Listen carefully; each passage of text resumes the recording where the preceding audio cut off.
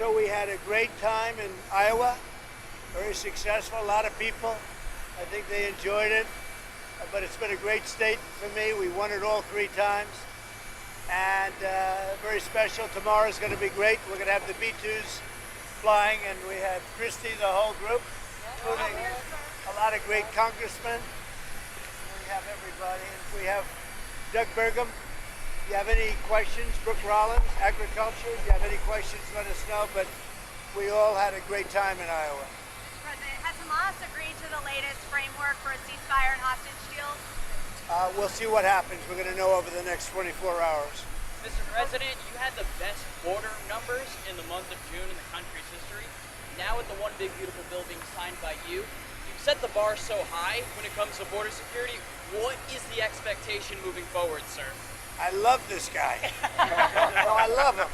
He's like my favorite person. Well, we just want to see if we can keep going up. We had great numbers. I appreciate you saying it. We have had, but we just want to keep them going up, right? That's right. That's all we can do. Mr. President, you talked about farmers and trying to give them some relief. Can you talk a little bit more specifically about, you mentioned legislation tonight? Yeah, I'll let my agricultural genius talk about it. Thank you, sir. Yes, we have been hard at work. The president gave a directive that the farmers needed to make sure they could farm and do their harvests and milk their cows. So Stephen Miller, myself, the top team in the White House has been working on, including Secretary Nome, including Secretary Chavez-Rimmer, on the H-2A streamline, the current visa system that allows seasonal workers in.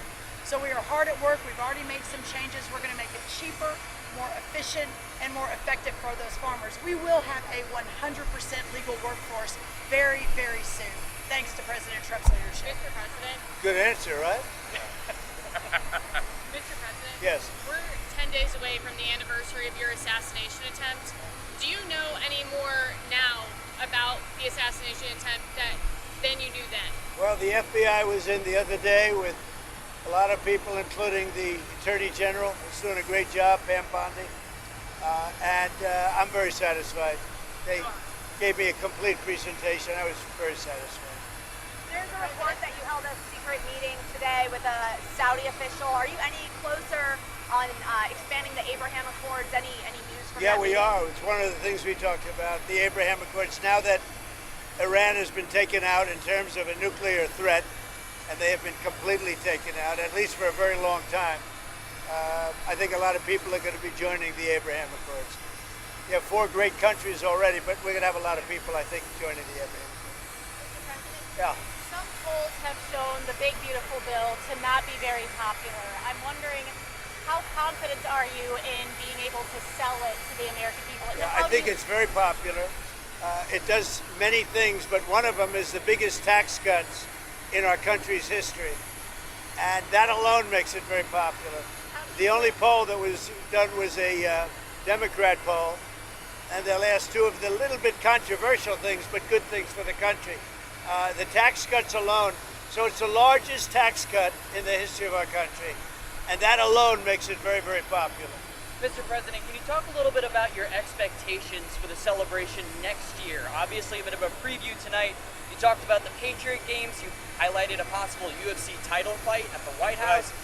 What are your expectations for the celebration next year, sir? Well, I think it's going to be a great celebration. It's going to be as big a celebration as we've ever had. And remember, we have the World Cup and we have the Olympics also.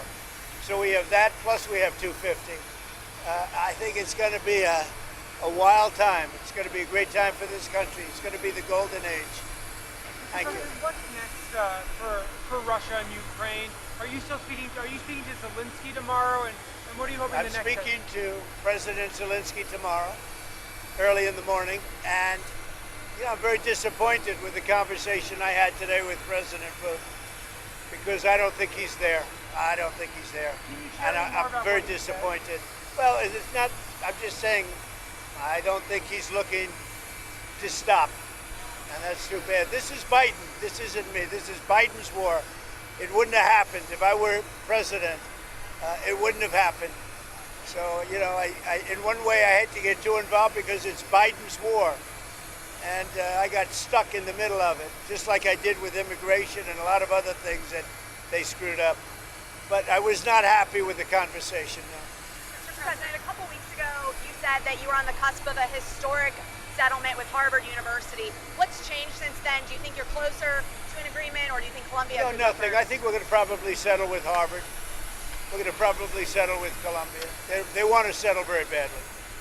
How much? There's no rush. A lot of money. Mr. President, I wanted to ask you about one of the words you used during your speech, Shylocks. That's widely viewed as an anti-Semitic phrase. Do you intend for that word to be used that No, way? I've never heard it that way. To me, Shylock is somebody that's a money lender at high rates.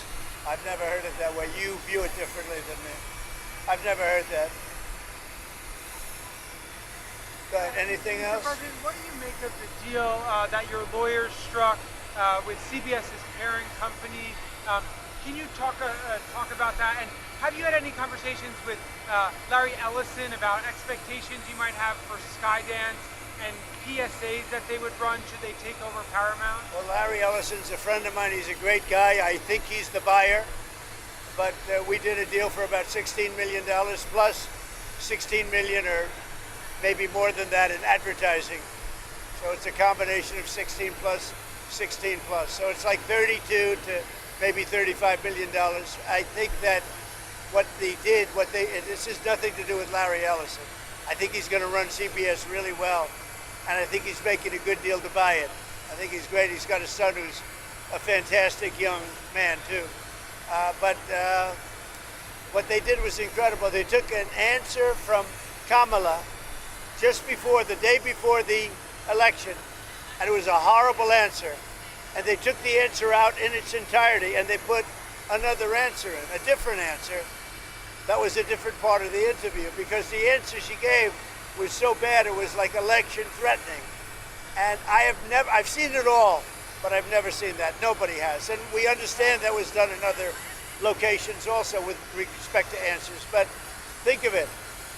One of the most important questions, maybe the most important question, she gave a horrible answer to it. So they took an answer from another part of the interview and they inserted it. Nobody's ever seen that before. So I think they made a wise decision to settle. And is that $16 million for the ads, is that part of contingency for your administration to approve the merger or the sale of the company? No, it has nothing to do with that. This is totally separate. This was when I was running. This had nothing to do with what was taking place in government. This is when I was running. This was essentially the night before the election. And they did this, and we thought it was despicable, actually.